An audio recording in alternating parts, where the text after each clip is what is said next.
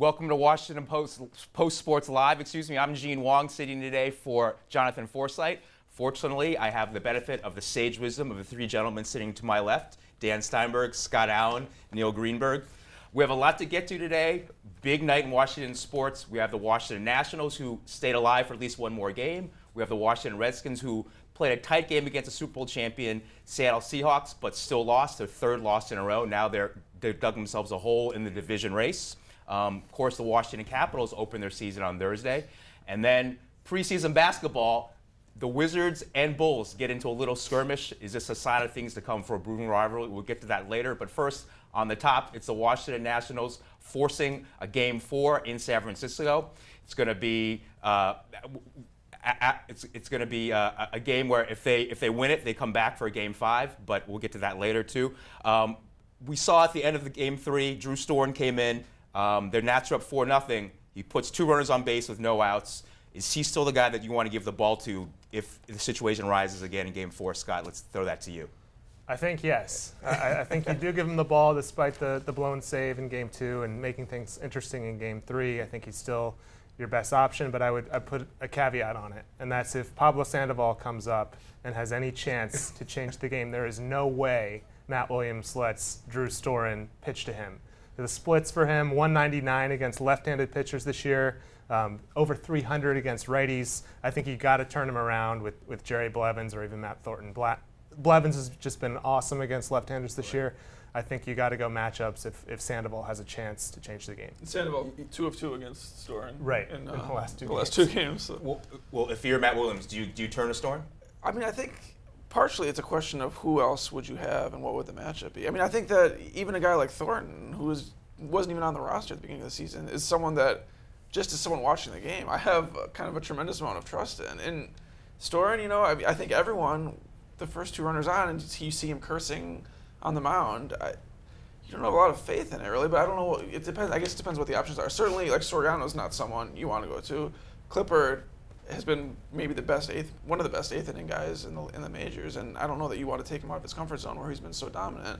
And Storen was great down the stretch, so I don't really know what the options are. But he got one out in Game 2, and it was on a put out at the plate, and he gave up instantly guys on second and third yesterday. So, I mean, I think that you have to bring him in. He's the best option, but you just have to be very, very, very willing to make a move if things start going south. Neil, how confident are you if Storen comes into the game in a tight situation? I think a lot of it's just overreacting to some small sample sizes. I mean, 1/3 of an inning is not going to discount everything that he's done up to this point. He struck out over 7 batters per 9 innings. He has a strikeout to walk ratio of 4.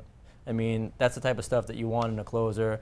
I think you go back to him for sure if you're in that situation. I mean, I don't disagree with that, but the problem is that these these series are decided. Right, but you still can't discount. I mean, you can't say that 1/3 of an inning is going to be what he's going to be going forward. I mean, either he's your closer and you go with him in the 9th, or you don't and you have to find something else. I mean, like Scott said, maybe there's some matchup situations that you bring someone else in, but for the most part, if he's your guy, the closer has to know that he's your guy. That's why you put him in these pressure-packed situations. If there's any sort of doubt, that stuff can creep in. I think absolutely you go with him again. I don't disagree with you there, but I would say if the Nats have a starter who's gone 8 2/3. Oh yeah, I don't think it's automatic to put him in there, but you definitely want to. He's got to be your guy. You need a guy, and he's probably the best of the bullpen right now. Yeah, because the options are very limited, though, right? I mean, it's not like you have 3 guys who can close the game. I mean, if you want to use Clippard, maybe, but you're not going to go to Soriano, right? So it's kind of like there's no alternative. Soriano pitched a nice inning. Yeah, I was going to say, why not? I mean, he was warming up. I think that you can go to him in certain situations. I don't necessarily think that this has to be where you have to rely on one guy. I mean,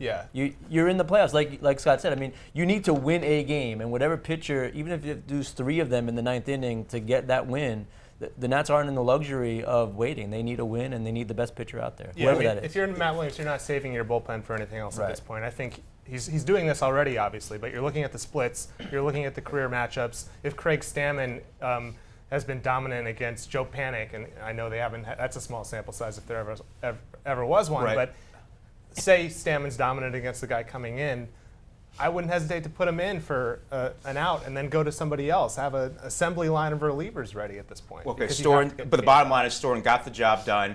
They live to play another day. They have the momentum. But my question to you all is, who still is in the better position? Who has the advantage? I mean, it's not like the Giants are facing elimination. They're still at home. They're still ahead in the series. The Nationals obviously, feel good about themselves. Which team's position would you rather be in, Neil? Start with you on that one.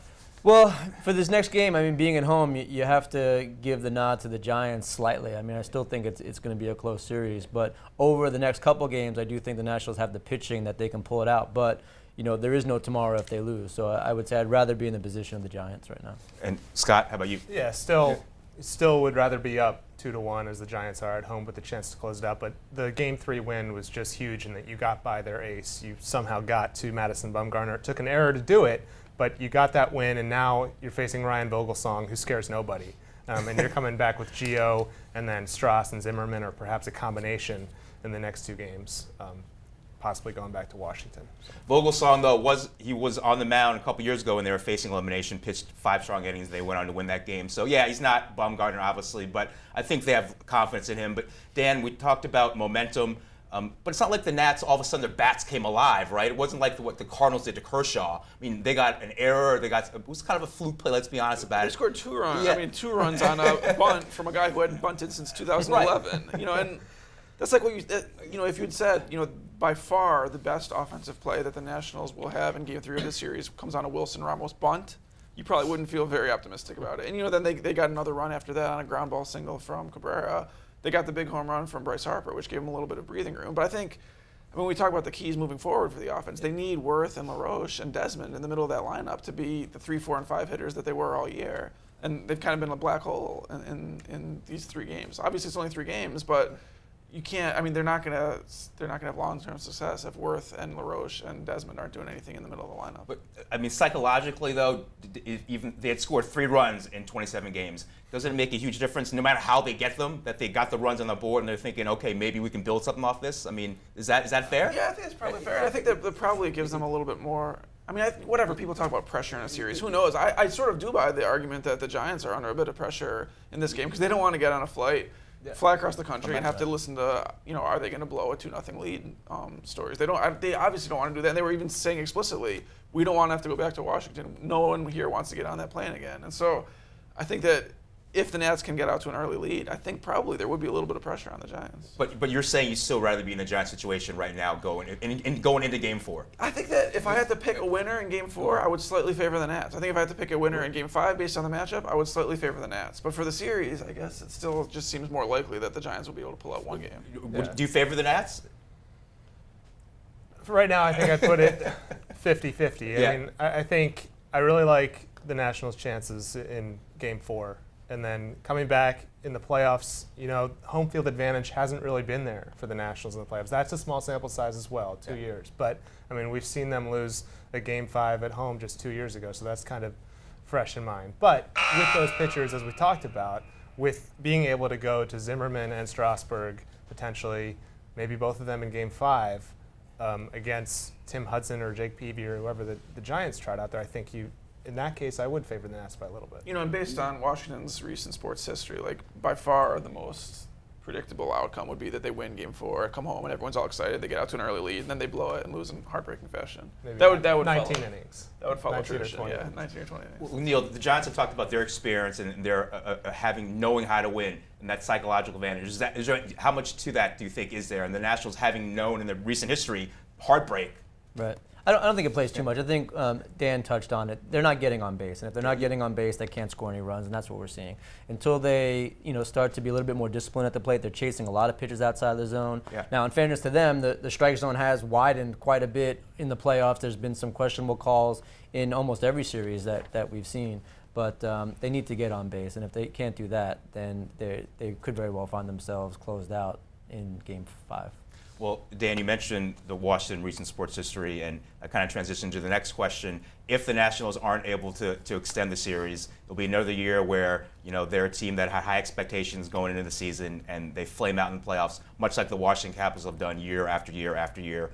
Would it be too early to start comparing those franchises? 'Cause it's not the first time it would have happened to the Nationals, and we know the Caps history in that. Neil, obviously, that's something in your wheelhouse. Is it fair to think about the Nationals in that regard yet? No, not at all, because the Washington Nationals are actually built correctly, for lack of a better term. I mean, they have very deep pitching. They got superstars, up to bat. I mean, they're built the way that playoff teams are built. The Washington Capitals were built from the wings in. And in the National Hockey League, you need center depth, and you need very good center depth in order to win a Stanley Cup. So I think it's apples to oranges. I think it's because they both reside in D.C. and there's been a lot of heartbreak in D.C. come playoff time. But there's really not much to even compare the two. Well, let me ask you this: is it fair to say the closer and the goalie have some of the same responsibilities in terms of that's the back end, that's the last line of defense? The Caps haven't had that, and the Nationals have it kind of in a shaky fashion. Is that fair to compare? No, I would disagree with that. I think the Caps have had the goaltending. Braden Holtby has been a very good goaltender, especially at even strength. I think that the penalty kill is what's caused the Capitals some problems. Yeah.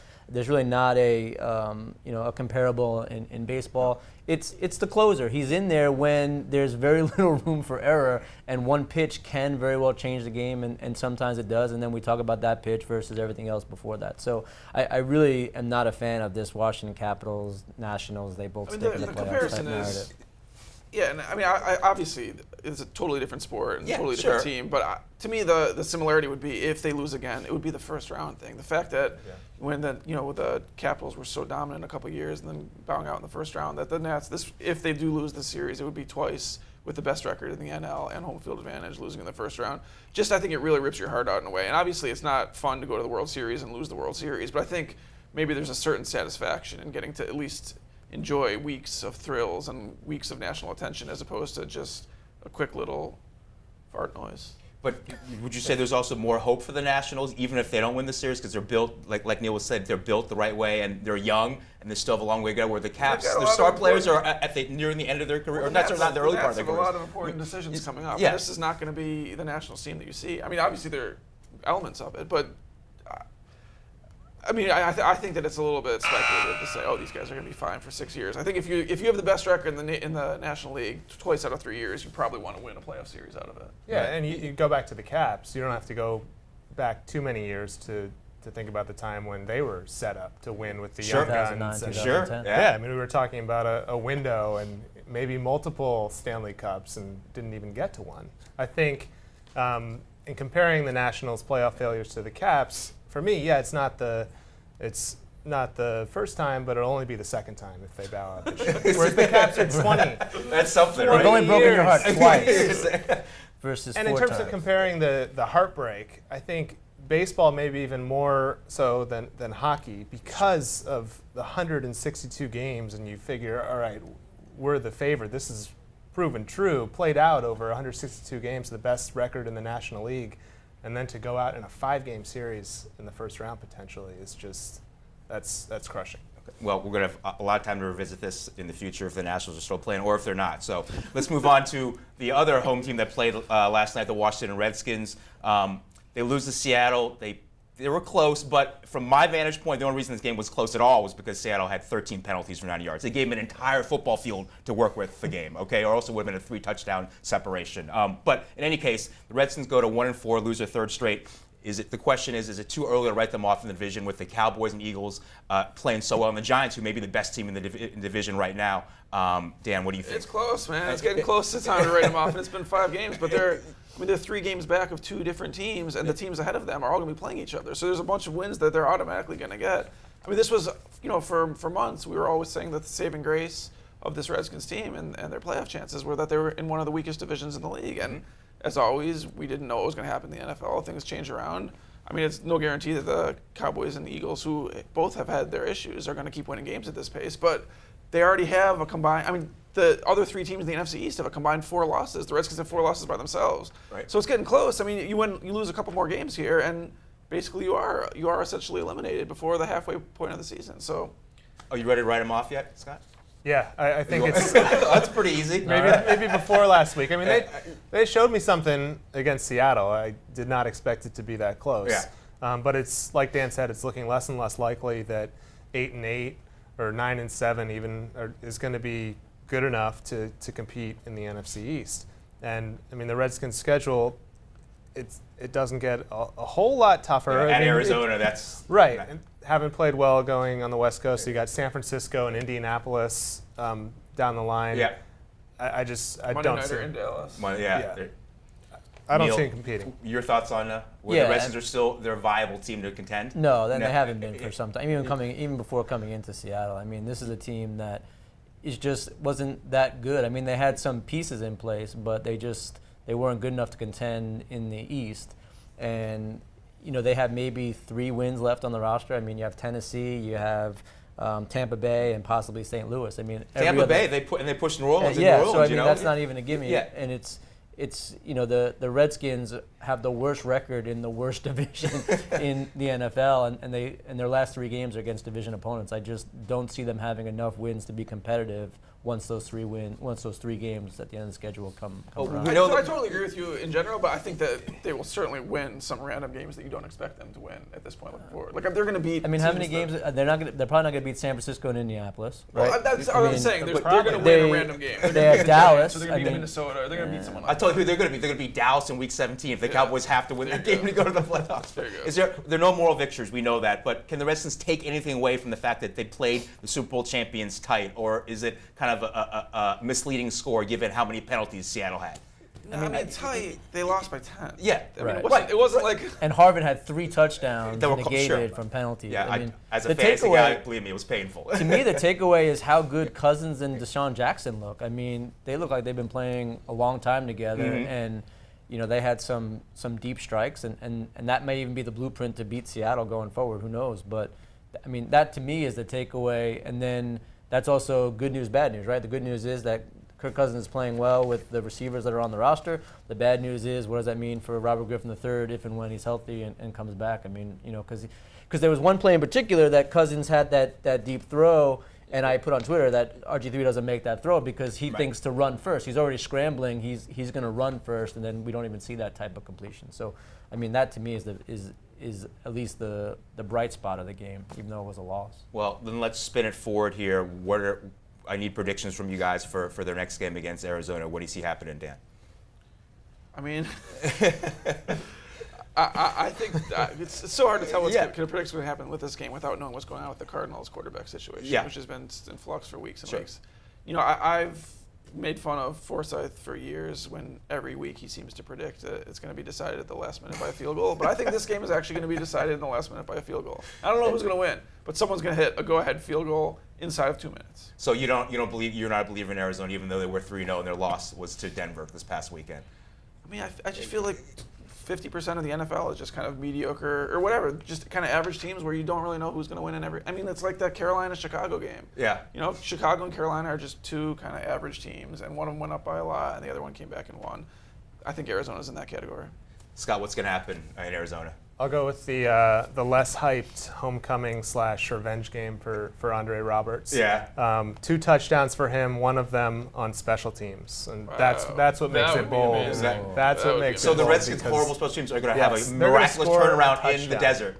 They're going to make some mistakes on Yeah. special teams. I mean, let's be honest here, but Andre Roberts' special teams touchdown. Neil, what are your Number of thoughts special on? teams gaffes that the Redskins have had in 5 weeks, and the number of different kinds of gaffes. Well, they've had in last 5 night I weeks. counted 5. They gave it's a 2 good punt returns block, of 20 yards. They failed on an onside kick. Were fooled on a field goal try. I mean, there was And they had, EJ failed Biggers pooch. was EJ Biggers was There's a called on a holding, hold. and they had a failed pooch kick to start the game. It's That's just- like, yeah. Wasn't it supposed to be better this year? supposed Clearly, to. it's gotten worse. Anyway, Neil, what's going to happen in Arizona? Arizona doesn't have any sort of pass rush of note, and Kirk Cousins has about a 99 passer rating when there's no pressure versus about 60 with pressure. I could see him throwing for 350 yards, 3 touchdowns. Is there a danger that they came so close that at least in their minds of beating Seattle or had a chance, and now they have to go all the way out west and they're so far behind the division? Is there a chance that they're going to throw their hands up and say, I mean, why? What are we playing for? I mean, I don't think that they're probably going to give up like explicitly like that, Yeah, but I did yeah. think that some of the reports, and there were multiple reports out of the locker room last night of players kind of joking around and smiling and seemingly in a really good mood after losing by 10 points Yeah. on national television. Doesn't seem like a great look to me. So I don't love to hear that personally.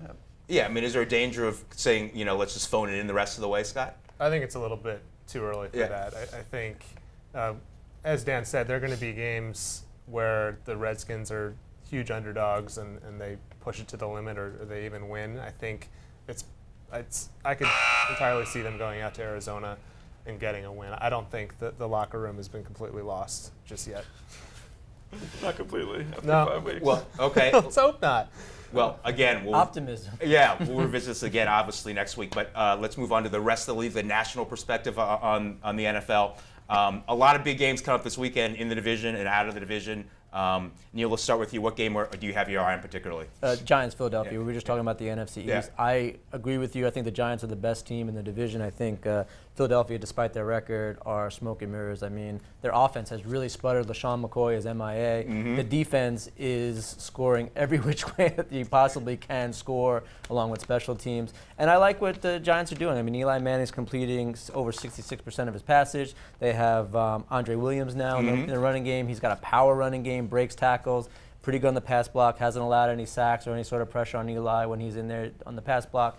So I actually like the Giants over Philadelphia, and I think this is the game where the Giants take over the NFC East and don't look back. Yeah, Andre Williams reminds you a lot of Brandon Jacobs or Rodney Hampton, some of those That backs power that just running ran game, over yep. people. That's the kind of Giants' North MO. south, yeah. Scott, your game that you're keeping an eye on this weekend. I'm going Panthers-Bengals. Two teams coming off back-to-back humiliating losses on Sunday Night Football.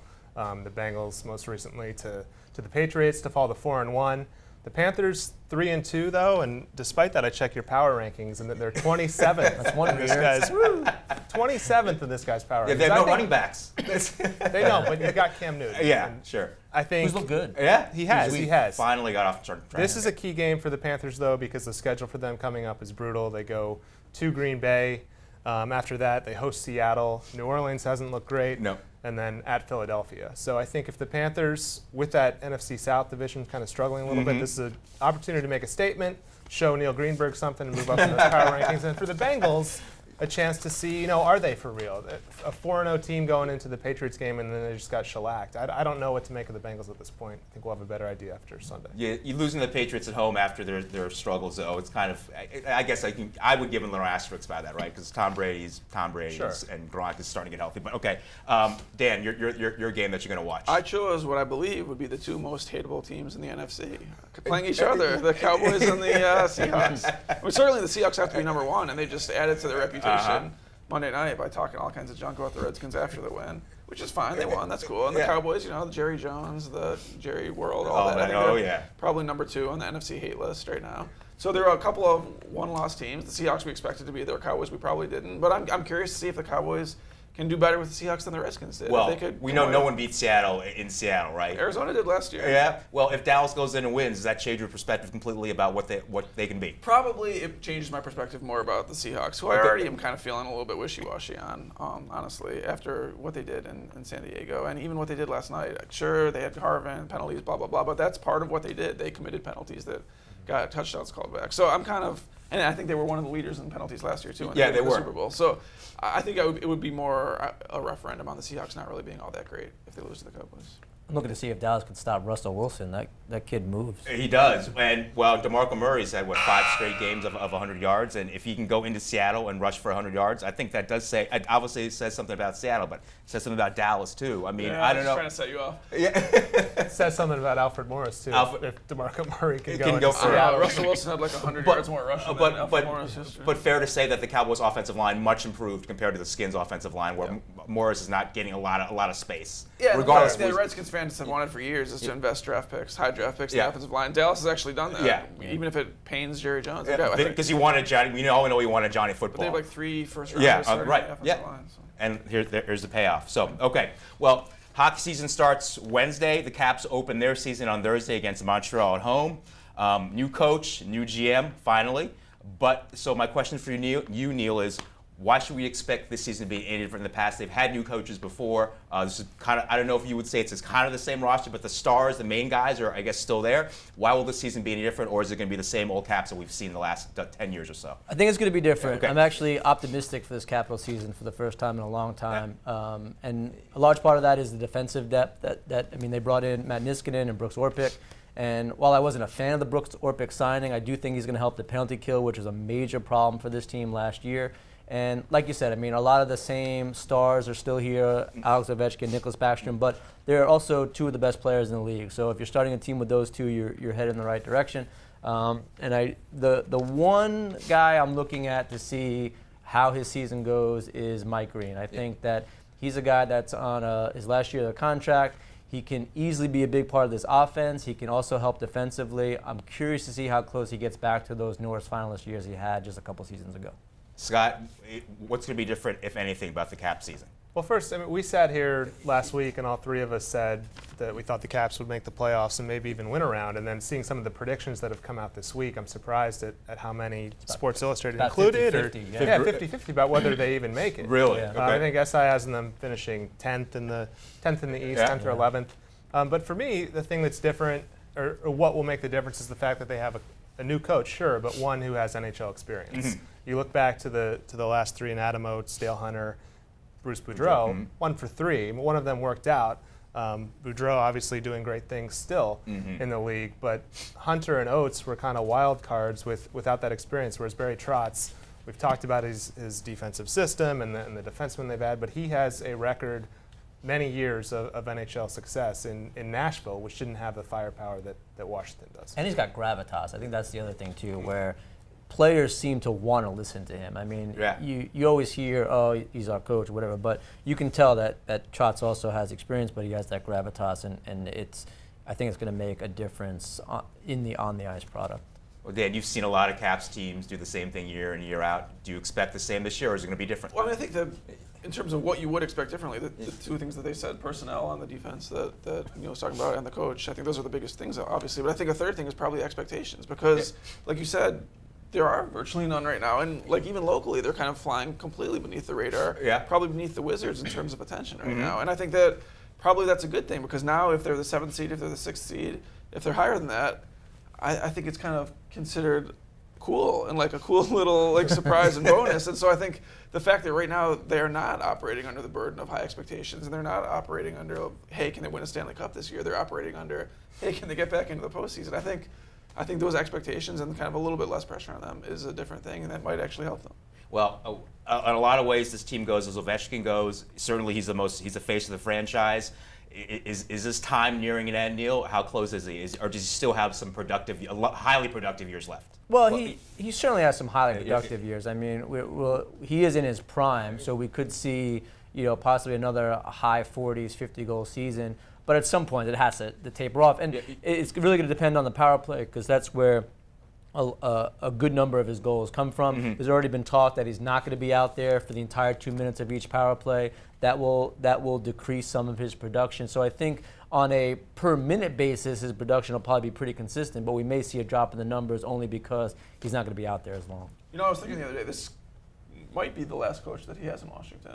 Well, he could still kill another coach. It just seems like if he actually did kill another coach, it would be time to be a little more serious about wondering. This could be it. Either the Trotz-Ovechkin relation, could make or break his legacy. Even I think. I mean, if there does something does go wrong with Barry Trotz as the head coach, then you really do have to take a long, hard look of how this team is constructed and why it is they can't keep a coach long term. But I agree, this probably will be his last one. We referenced Barry Trotz defensive principles. The last time Ovechkin played for a coach that had defensive principles, we know that didn't work out great. What do you kind of expect that relationship to be like this year?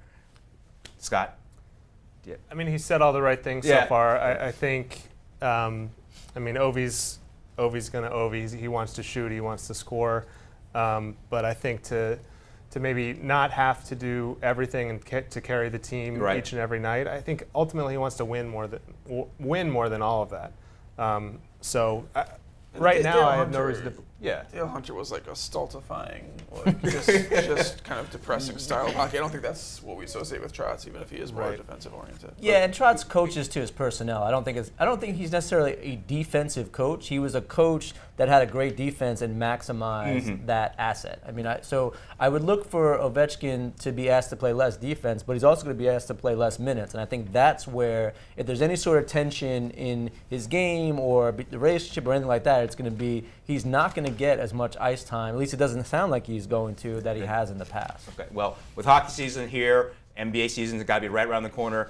They're playing some preseason games now. Usually you don't watch them, but last night the Wizards and Bulls got into it a little bit there. Joakim Noah and Paul Pierce, the veteran they added to kind of be a placeholder, ideally for Otto Porter when he gets the hang of it finally. is this an indication of a rivalry that could be brewing, down the road? Because these are two teams, presumably, if Derrick Rose stays healthy and the Wizards live with potential, that could meet in maybe the conference finals. Dan, what are your thoughts on that? Or Or the semis, assume yeah. that they're probably two of the So 4 is or this 5 best teams. is this kind of preseason nonsense, or is there something to it? No, I think there's something to it. I mean, I think that the Wizards have talked a lot about trying to be these new bad boys or whatever, which is kind of bizarre. But then in their first preseason game, there they are mixing it up twice. And then there's Seraphin setting a pick and sitting over Jimmy Butler, and then Seraphin this morning tweeted out the YouTube video of him setting that pick and standing over Jimmy Butler. I mean, it's kind of silly, but certainly there's now with Cleveland and with Chicago, based on the war words with Cleveland and the guards last week, there's regular season Eastern Conference Wizards games that you're kind of looking forward to and wanting to tune into. So yeah, I mean, I think that these are, with the Cavs, the Bulls, and the Wizards, these are going to be 3 playoff teams, and they're going to have some regular season battles. And it's going to be entertaining, which is cool because a lot of regular season NBA games aren't. Scott, is a preseason skirmish of a sign of things to come or not? I think so. Yeah. And I think even before that, let's say they just played a clean game last night. I think looking back to the first-round playoff series last year, just kind of the Bulls style, the skirmishes in that one, the suspension of Nene. I mean, I think we knew. This wasn't on my radar, the preseason game last night. I didn't think there would be people poking each other in the eye. You weren't the only one. But I think certainly looking ahead to the regular season, anytime these teams go up, not only because you figure they'll be up there in the top of the Eastern Conference standings, but because of what happened, the history in the playoffs from last year, yeah, I think this is a budding rivalry. Do you see it that way too, Neil? Or is it just Paul Pierce being Paul Pierce and no joke him? No, everyone wants to take a stab at him, or is there something to it? And will there be a rivalry developing this season? No, I think we saw a little bit of it in the playoffs last year, Yeah. and I agree with both Dan and Scott said. I mean, we're looking at 2 of the teams that are more than likely going to contend for the Eastern Conference. And this is all. Paul Pierce also has been around the league a long time, been on championship caliber teams, and knows the league. And I think almost he kind of looks at this as a way to get, I don't know, maybe a little spark going. But I like it. I think so. I mean, I like mixing it up. Pierce has been really vocal within the first couple weeks. Yeah, and that's what this team needs, I think, right now. I mean, we talked about the Cavs being an afterthought almost in the DC sports scene. I mean, I think this is going to push them even further on the fringe because the Wizards look like a fun team to watch, right? Yeah. I mean, they have the skill, and if they bring that element of being kind of a league badass type thing, I mean, I think that they're gonna get a lot of attention this year. Guys, thank you so much. Great insight as usual. Thanks for making it easy for me. For Neil Greenberg, Scott Allen, and Dan Steinberg, thank you. I'm Gene Wang. Thanks again for watching Post Sports Live.